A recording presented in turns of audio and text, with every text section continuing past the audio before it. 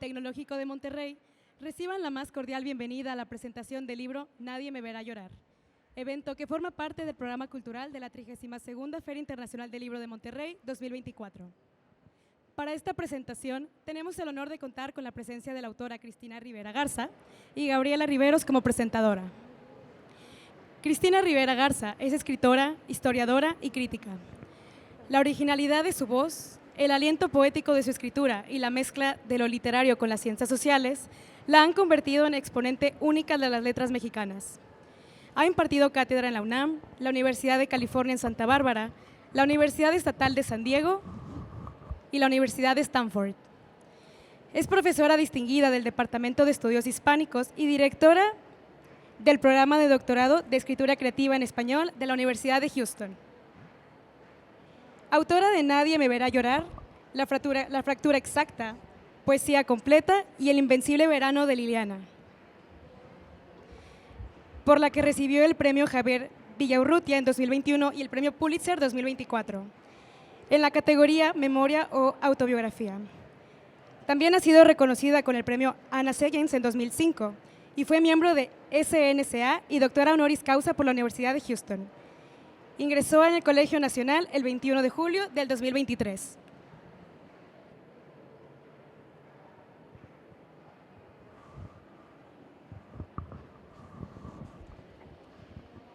No, se escucha mejor ahí, ¿verdad? ¿Sí? ¿Sí? Sí. Gabriela Riveros es escritora y profesora.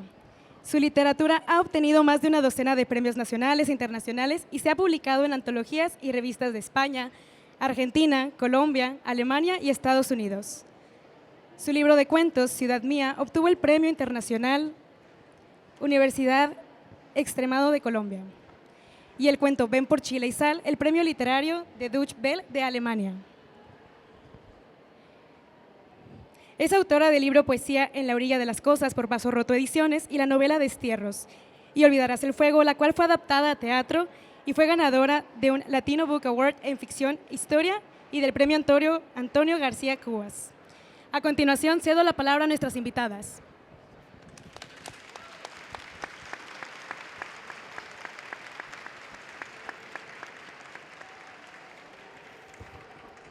Muchas gracias. No se oye, ¿verdad?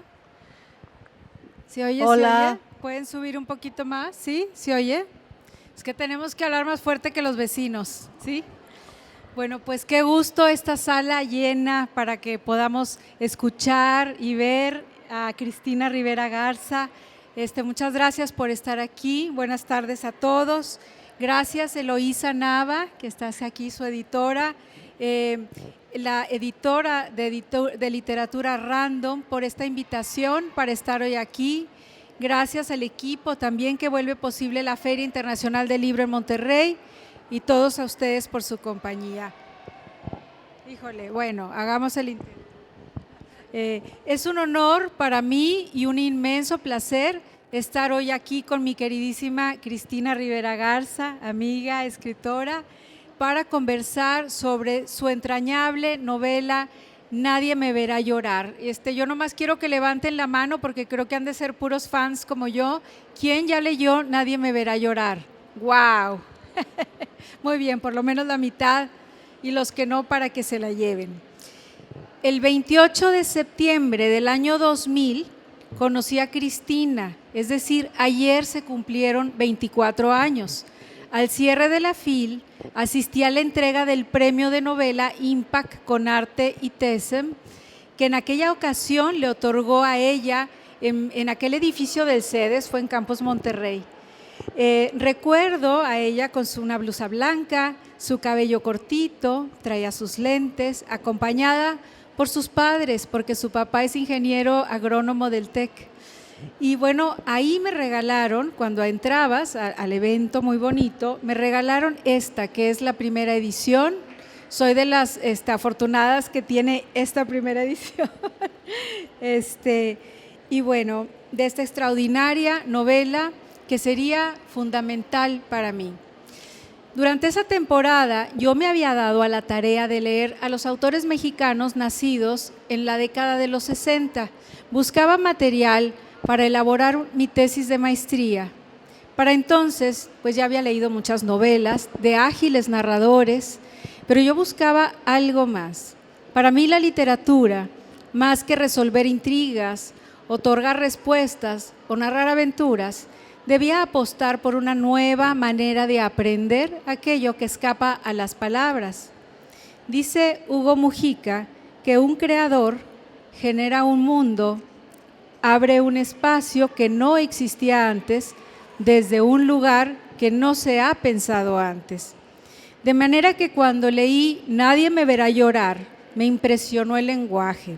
Para mí el ejercicio de escritura tenía que ver con la construcción de textos literarios abiertos, que emanan una posibilidad de diálogo, dialógica, pluridiscursivos, polifónicos, corales, textos que exhiben sus costuras como parte de su estética.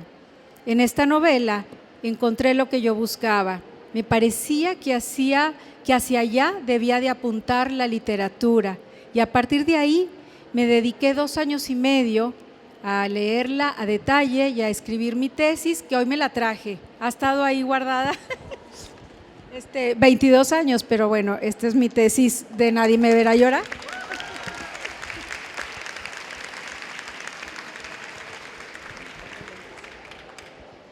Nadie me verá llorar, ganadora también del Premio Nacional de Novela José Rubén Romero y publicada, originalmente en 1999 bajo el sello de Tusquets Editores, propone una nueva forma de ser en el lenguaje, de hacer literatura, de leer la realidad contemporánea. Presenta una visión desacralizadora de la modernidad, el logocentrismo, la razón y el pensamiento científico, el sujeto o individuo, la historia con mayúscula, el progreso. Estos conceptos o metarrelatos que moldean nuestro quehacer a partir de la Revolución Francesa se desmoronan a lo largo de la novela, no solo por la deconstrucción o, como Cristina le llama, desedimentación de las cargas simbólicas de cada uno de los conceptos, no solo por lo que experimentan los personajes, sino por el reto estético en el lenguaje que la autora asume para escribir la novela. Comentaba hace ratito, no sé si algunos de ustedes estuvieron con nosotros a las 11 en la otra presentación con Cristina, cuando presentamos su discurso de ingreso al Colegio Nacional, que el trabajo académico y literario de Cristina ha diluido las fronteras entre la ficción y la no ficción, entre identidades fronterizas de lo individual y lo colectivo, de esta historia y las historias de los otros, de la memoria en constante transformación, de cuerpos y vidas silenciadas. Sus obras han fracturado el canon literario, han desmantelado los sistemas de conocimiento, han reconfigurado la tradición. Sin duda, su obra Nadie me verá llorar, pues ha sido un parteaguas, ha sacudido y cuestionado la manera en que se venía haciendo la literatura. Durante los primeros meses que yo estuve trabajando esta novela, prácticamente no había crítica literaria que consultar. Tiempo después supe que Carlos Fuentes leyó la novela y dijo: estamos ante una de las obras de ficción más notables de la literatura, no solo mexicana, sino en castellano, de esta vuelta de siglo. Bueno, hoy celebro que el sello de literatura Random House ahora integra la novela Nadie me verá llorar. Felicito a Andrés Ramírez, que hoy nos acompaña, el director editorial, este clásico de la literatura hispanoamericana contemporánea, a su catálogo editorial en una edición especial limitada por el 25 aniversario. Como es limitada, como dijo ahorita Eloísa, corran por ella.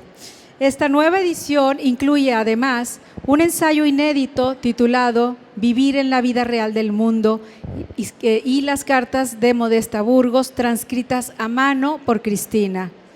Y bueno, pues podríamos tener aquí un curso largo de un semestre sobre Nadie me verá llorar, pero yo creo que lo que queremos es escuchar a Cristina. Entonces voy a empezar a hacer algunas preguntas para que ella nos cuente y si más adelante alguien quiere hacer una pregunta, pues adelante.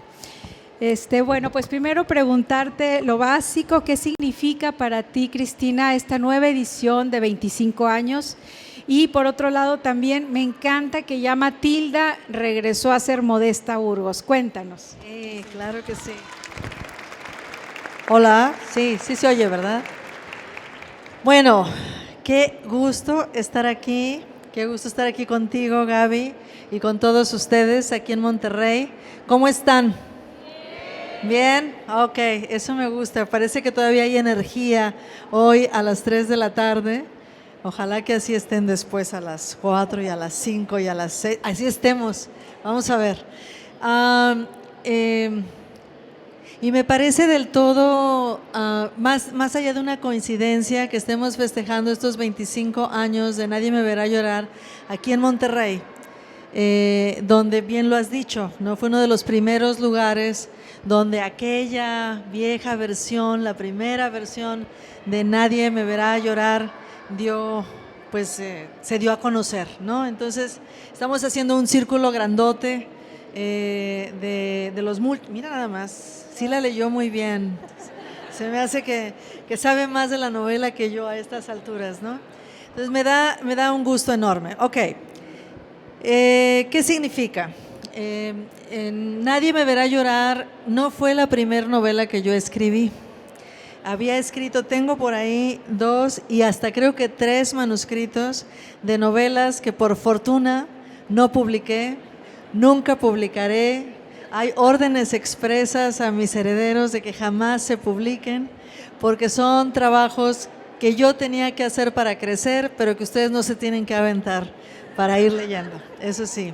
Entonces estoy de hecho bastante contenta que en esa época nadie las quiso publicar, especialmente porque nunca las mandé a ningún lado, ¿no? Entonces se quedaron por ahí, son mis ejercicios de iniciación, tenía que hacerlos, tenía que completarlos, tenía que poner una mayúscula al inicio y un punto al final, pero cuando terminé esta novela, sí busqué de inmediato un lugar donde publicarla. Yo la mandé como muchos hacen o hacemos o hacíamos, la mandé a un premio porque sabía que que el premio incluía una publicación con una editorial que yo quería mucho, que me impresionaban también soy muy frívola, me gustaban mucho sus portadas.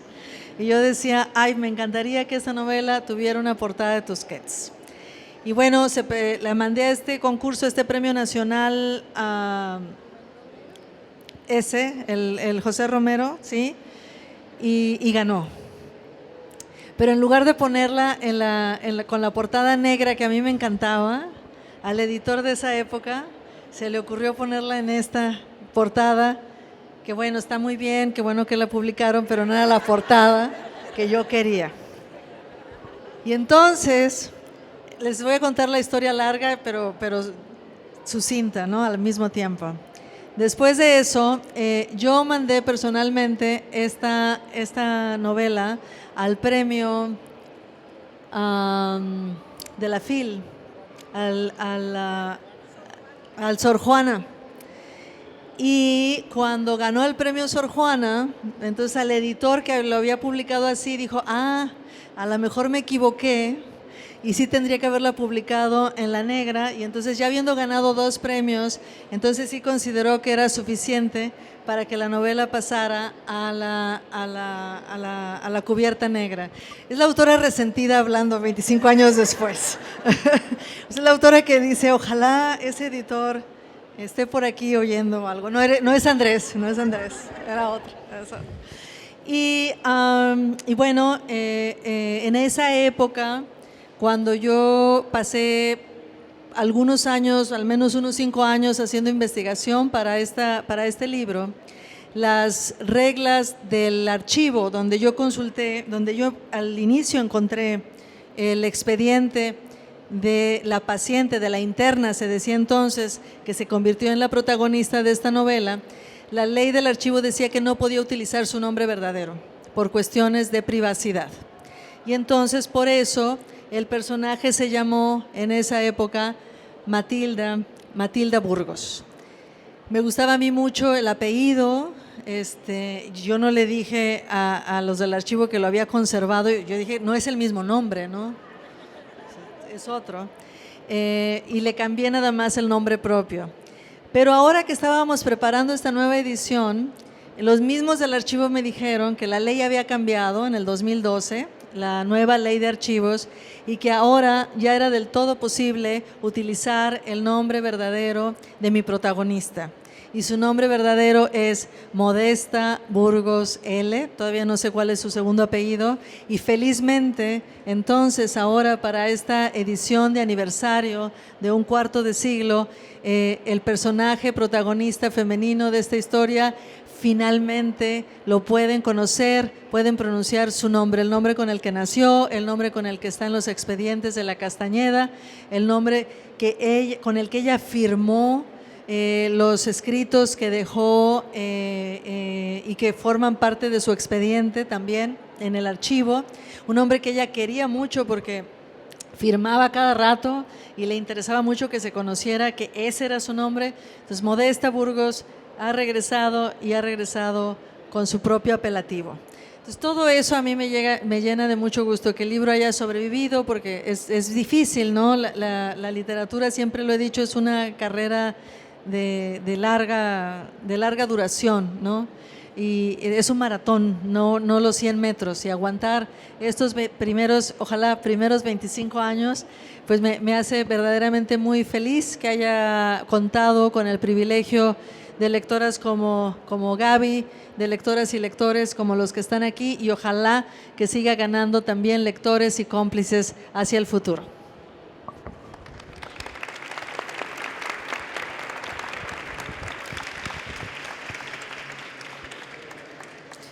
Pues ha sido toda una experiencia volver a la novela, porque ahora tenemos los audiolibros, entonces confieso que ahora escuché la novela, ¿no?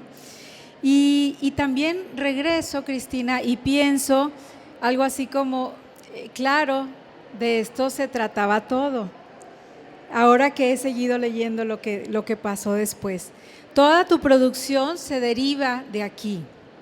Con el tiempo tendría oportunidad también de presentar otros libros. Ayer recordábamos con mucha risa La Castañeda, porque lo presentamos aquí en 2010 con los lentes oscuros.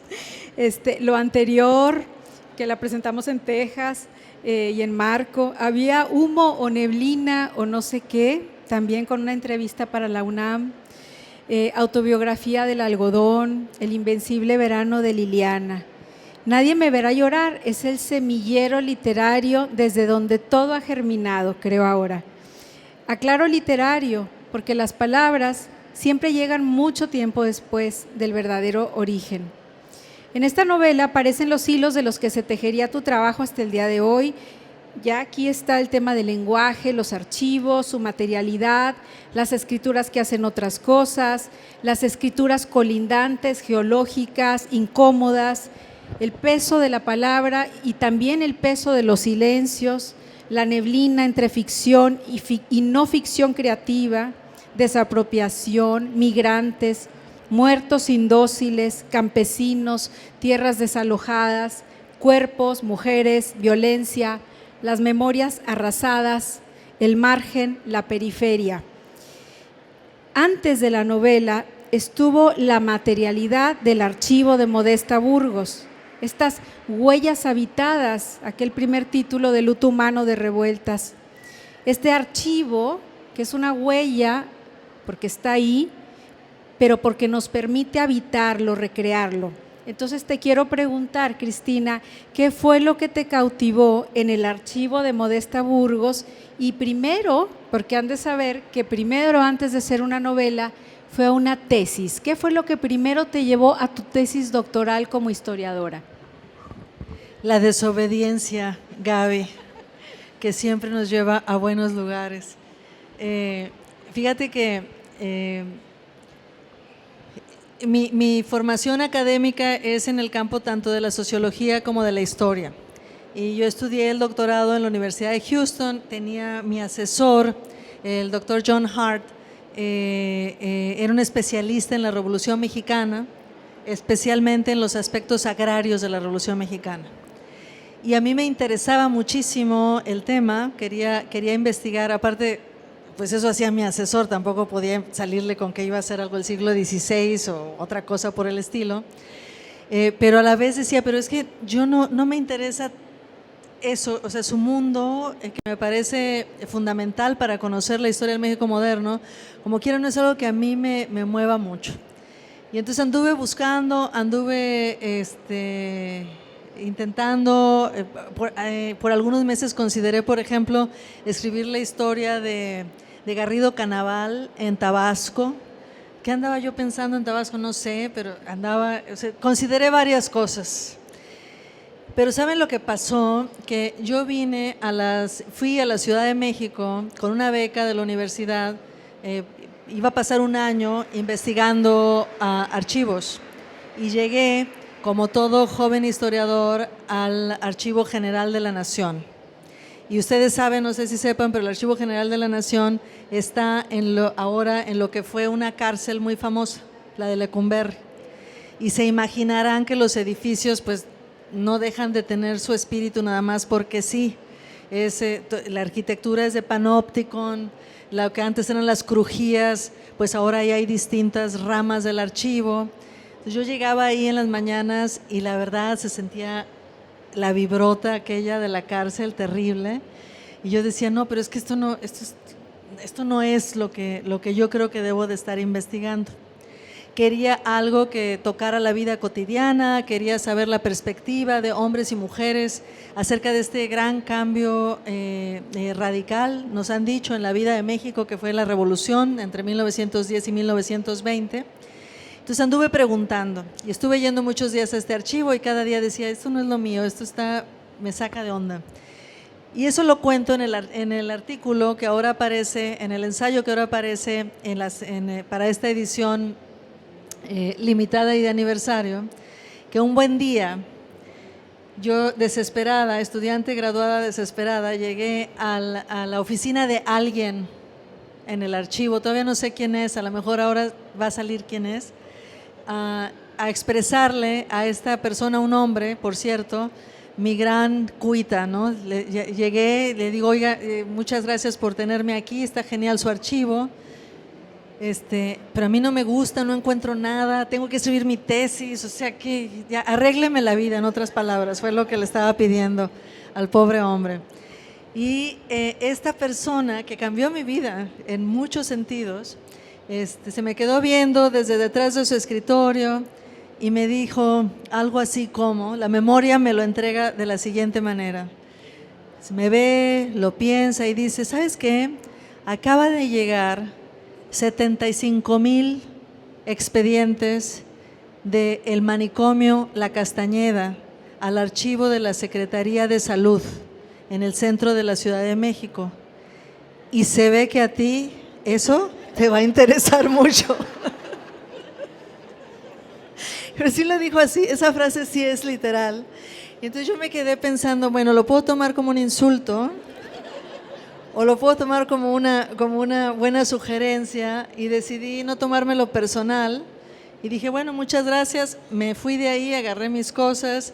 Al siguiente día llegué al archivo histórico de la Secretaría de Salud, que está en el mero centro, en la calle de Donceles, justo enfrente del Teatro de la Ciudad. En la esquina está la Cámara de Diputados, y entré ahí a una salita llena de luz, con una mesa de madera que todavía me imagino que es de caoba, quién sabe, y empecé a hablar con los archivistas, que todavía, por cierto, algunos de ellos todavía trabajan ahí. Y estaba este primer archivista al que le dije, oiga, yo lo que quiero es esto, así como mi sueño es escribir sobre el inicio del siglo en México, quiero ver el punto de vista, sobre todo de alguna mujer. Ahora sí que, ¿qué tiene? ¿Qué me ofrece usted aquí en el archivo?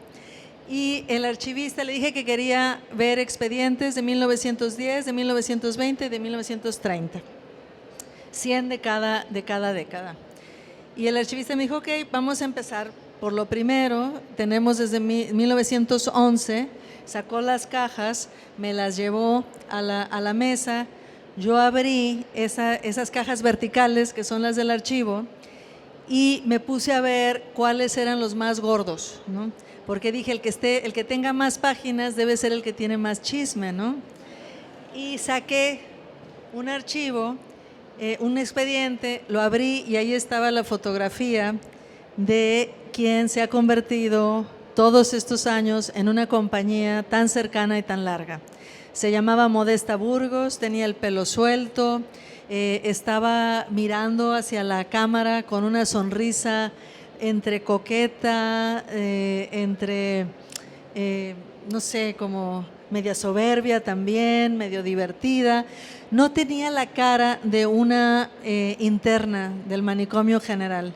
Se veía medio locuaz, pero de la manera en que todos nos vemos locuaces a veces cuando toman fotos de nosotros y que nos están obligando, ¿no?, a ver a la cámara.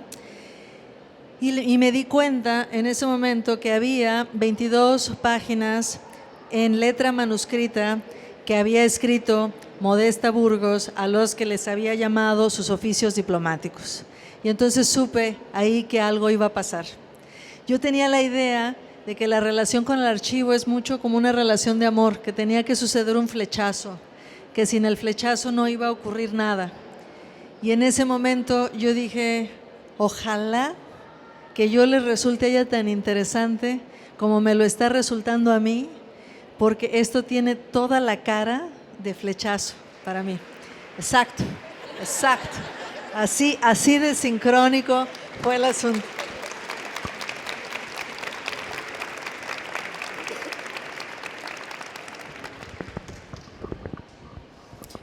Y ese flechazo, bueno, pues nos llegó a todos.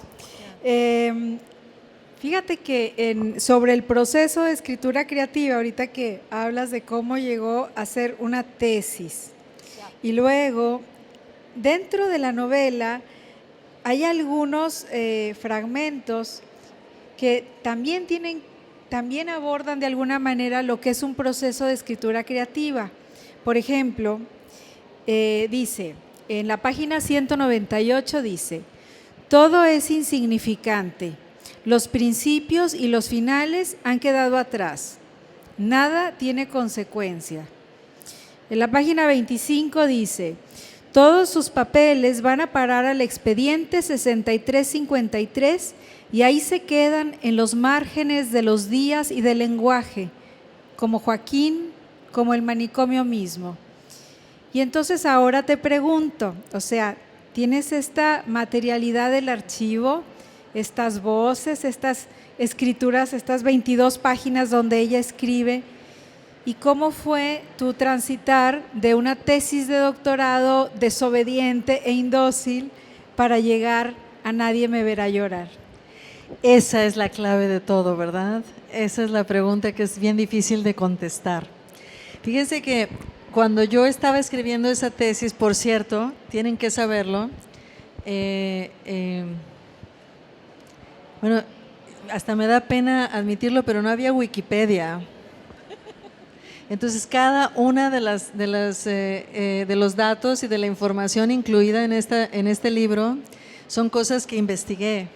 Si hay alguna información sobre en la calle tal había tal monumento, es porque anduve viendo revistas de la época y viendo fotos de la época. Y si decía ahí que un juego de baño costaba X cantidad de pesos, es porque anduve investigando también en revistas, en expedientes médicos, todo lo que está ahí, toda la información, esa, si alguien se quiere poner a súper anal retentive, ¿no?, puede comprobarlo porque hay alguna revista, algún dato, algún documento en el que eso aparece, ¿no? Nada, o sea, no estoy en contra de hacer investigación con Wikipedia, nos ha solucionado muchas cosas, hay que reconocerlo nada más, pero esta cuestión de la información, que era muy importante para la del doctorado, ¿no? Yo quería reconstruir la ciudad, era un doctorado en historia, entonces no me podía dar el lujo de decirle a mi asesor, fíjese que estoy tomándome una licencia poética. O sea, igual ellos me iban a decir, bueno, pues tu grado en historia va a ser una cuestión poética y no me iban a dar mi diploma, ¿no? Entonces, no, todo eso fue investigado muy concienzudamente y por eso digo que me tomó tantos años hacer la investigación. Ahora, una vez que ya tenía todo eso y que yo decía orgullosísima de cada dato, de cada pie de página y todo, yo al mismo tiempo iba pensando en la novela. No es un asunto de que terminé la tesis y después de terminar la tesis dije, ay, la voy a transformar en novela. Realmente, yo empecé a estudiar tanto sociología como historia porque tenía miedo de que como escritora iba a ser muy difícil ganarme la vida. Y por supuesto opté por carreras súper lucrativas que iban a permitirme vivir independientemente, como la sociología y la historia, ¿no? Súper inteligente yo en ese sentido. Entonces siempre estuvo, yo creo que siempre fue antes la cuestión literaria en el sentido de ver no solo los datos, sino de ver las escenas, de ir encontrando ciertas líneas narrativas, de esto puede estar pasando aquí, este personaje puede hacer esto o hacer aquello, o en este cuarto o en esta calle tal personaje puede estar pensando esto, le puede suscitar esta idea o este recuerdo o este sueño. Siempre mi descripción histórica estuvo nimbada de alguna manera, teñida de esta imaginación, pero claro, para la tesis del doctorado no iba a ponerlo ahí, ¿no? Entonces, yo lo que sentí es que se me habían quedado muchas cosas en el tintero, por decirlo así, que había entregado lo que los historiadores querían, pero que yo tenía mucho más, que tenía una riqueza que no cabía en la disertación de historia y yo no quería dejarla ir. Aparte, yo ya tenía el flechazo con Modesta, entonces no podía tampoco abandonarla nada más porque ya había terminado mi tesis. Entonces, lo que sí hice fue, yo conforme fui haciendo la investigación, fui creando esta relación entre estos dos personajes disímiles, periféricos, marginales. Por un lado, la loca, con un pasado en la prostitución, según los médicos, una mujer que hablaba mucho y que a veces utilizaba terminología que no entendía, según los médicos, ¿no? Y por otro lado, este personaje totalmente producto de la ficción, Joaquín Buitrago, un fotógrafo de una familia porfiriana venida menos, que se había hecho en algún momento adicto a la morfina y había terminado siguiendo su propio camino en la Castañeda. Por cierto, años después me enteré, yo a Joaquín Buitrago le puse el nombre porque las iniciales son reales, son de unas fotos con las cuales se hizo un libro, el INBA hizo un libro que se llamó La Casa de Citas, y las fotos la había tomado un hombre que no se sabía quién era, que firmaba con las iniciales JB. Entonces, cuando yo vi esas fotos dije, esas son fotos que habría tomado mi personaje. Y entonces dije, bueno, ¿cómo se llama? Vamos a ponerle las mismas iniciales, que total no se sabía quién era el autor, y le llamé Joaquín Buitrago para un poco ligarlo en mi imaginación a esas fotografías. Años después supe que el fotógrafo se llamó Juan Berriozábal, que había tomado esas fotos, de hecho había hecho las primeras películas porno en México, y tenía su estudio en la carretera México-Toluca, y en esa época yo vivía en Toluca, así es que todo tenía sentido. Entonces mi personaje, que yo pensé que era absolutamente producto de la ficción, a lo mejor también tenía sus raíces en la no ficción, también tenía un pie en esto que solemos llamar la realidad. Entonces yo creo que fue eso, de ir imaginando escenas, llenando una relación, ponerle al esqueleto de las múltiples relaciones sociales, ponerle también la carnita del afecto, de la relación humana, imaginar de qué podrían hablar un fotógrafo y una loca en un consultorio de la Castañeda, que es un poco la pregunta con la que decidí iniciar la novela, ¿no? ¿De qué podemos hablar tú y yo? ¿Qué se pueden decir estas dos personas? Y un poco esa es la pregunta que fue guiando muchas de las escenas. No pasa tanto en la novela, si realmente lo queremos ver así. La trama es guía toda la narración, pero hay mucho énfasis. Esta soy yo, a lo mejor ustedes piensan otra cosa y están libres de pensarlo, la verdad. Yo quería ponerle mucho énfasis a la ciudad, a los espacios, a los lugares por donde se encontraban, y quería crear esta relación muy cercana entre los dos, quiero decir, el territorio y los personajes. Y ahorita que hablaste de algunos de los elementos que contiene la novela, porque después entraron otros personajes, vienen otros migrantes, aparece el tren, aparece el desierto. Yo me acuerdo que hace no tantos años, hace como unos 6, 7 años, yo andaba pensando, yo quiero escribir una novela mineral, quiero escribir una novela sobre una mina, quiero hacer algo así. Y anduve investigando hasta que lo platiqué con alguien y me dice, ¿y tú no tienes un capítulo de eso en Nadie me verá llorar? Entonces regresé a la novela y voy al capítulo y digo, es que ya escribí lo que quería escribir, ya no puedo escribir mi novela mineral porque ya está incluida en uno de los capítulos de Nadie me verá llorar. Y creo que en ese sentido tienes razón en lo que respecta a mi producción. Creo que es una novela que abarca desde 1999, desde final del siglo XX, muchas de las preocupaciones que yo ni siquiera sabía que tenía. Y muchas de las preocupaciones que han ido surgiendo, que se han vuelto más visibles y que me ha llevado a escribir los libros hasta el día de hoy. Así es.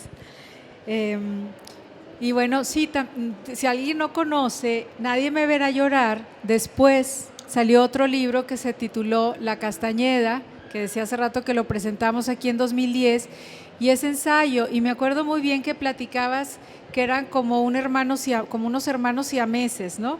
Y era la novela y el ensayo, pero eran 2 en 1, me acuerdo aquello.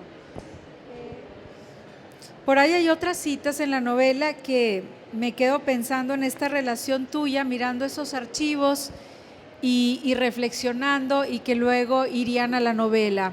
Por ejemplo, hay otra que dice, busca el centro de todo, el nudo primigenio que mantiene a todas las otras hojas en su lugar, pero no lo encuentra.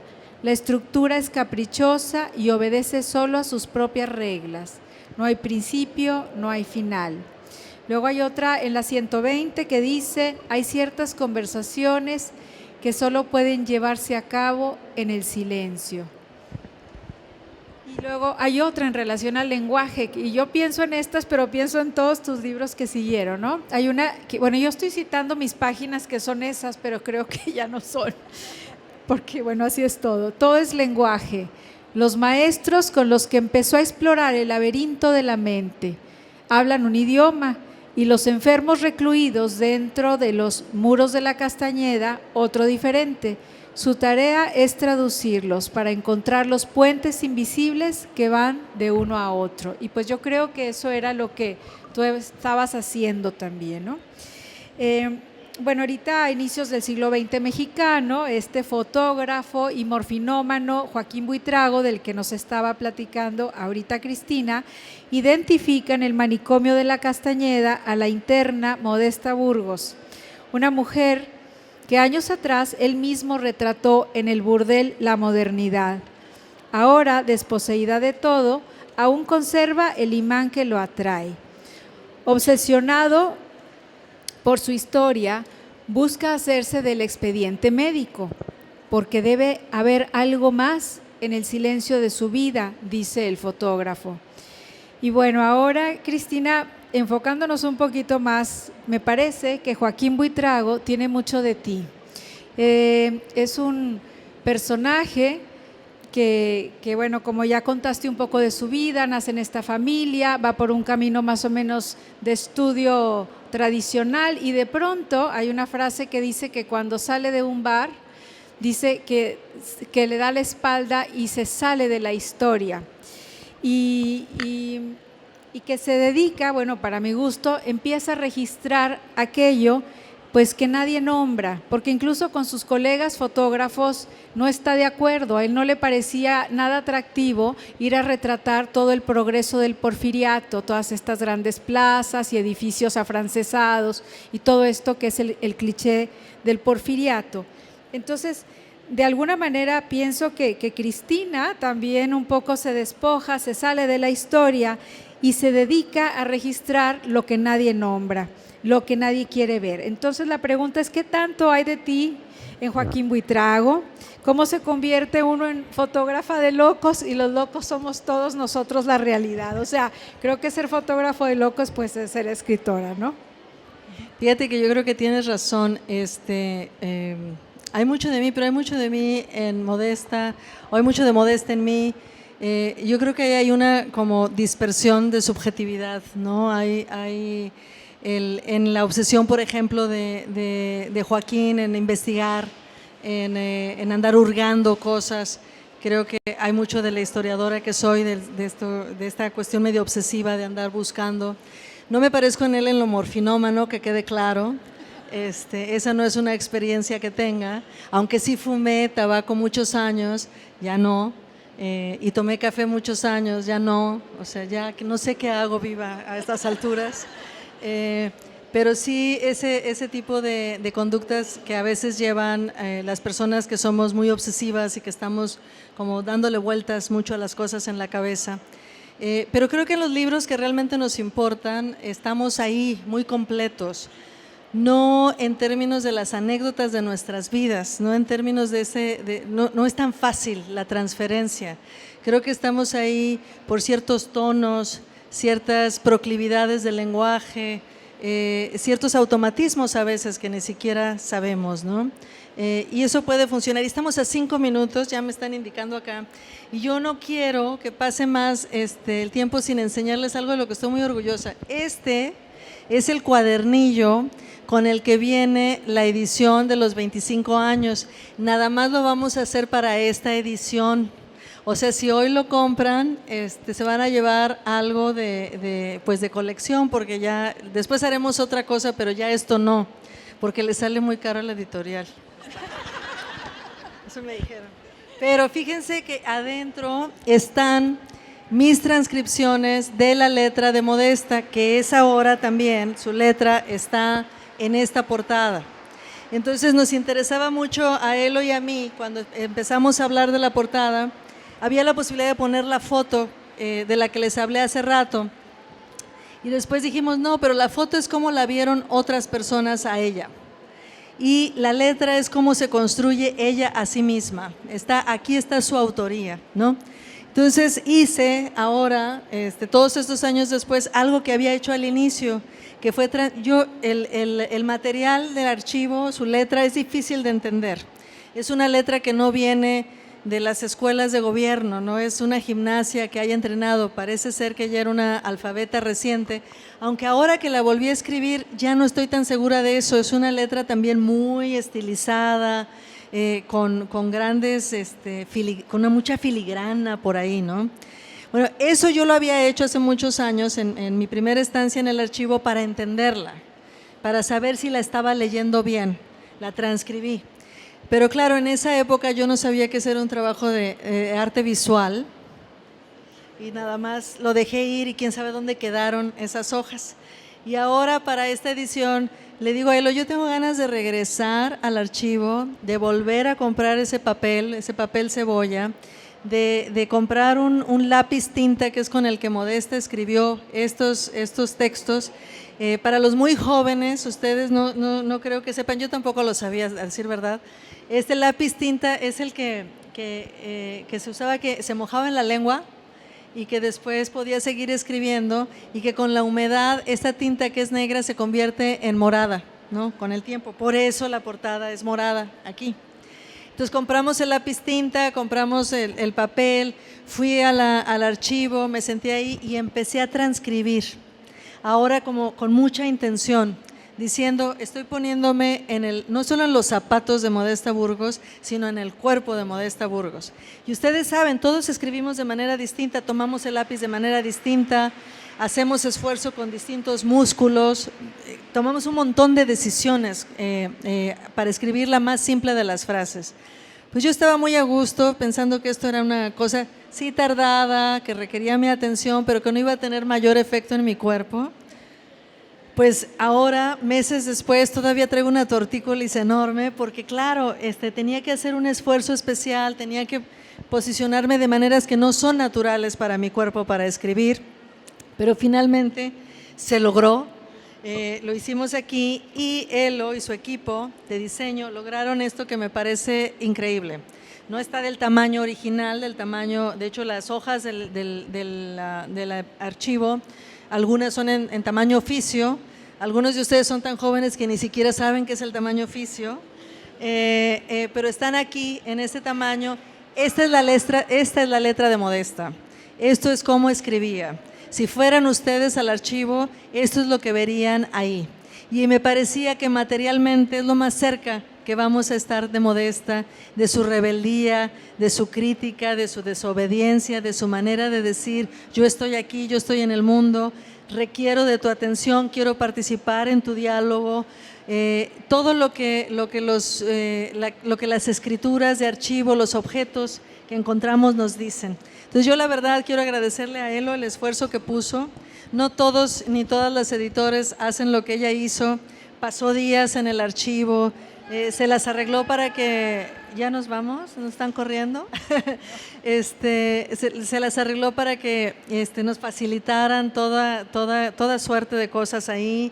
Estaba ahí, les digo, un archivista que yo conocí hace 30 años, Rafael Vargas, todavía atendiéndonos, la que ahora es directora del archivo, en aquella época era una archivista, la misma señora que está, la misma secretaria que estaba ahí hace 30 años sigue ahí, y fue un poco como regresar a casa. Entonces el libro también es eso, este regreso al archivo, regreso a la casa, regreso al nombre propio, y ojalá de verdad que los que ya lo hayan leído pues vuelvan a entrar a sus vericuetos ahora de mano de la letra de Modesta, y los que no, que se sientan muy bienvenidos. Uno se la pasa bien en la Castañeda. Era un lugar difícil, pero ahí, e incluso en ese lugar, Modesta se las arregló para construir un espacio para sí misma.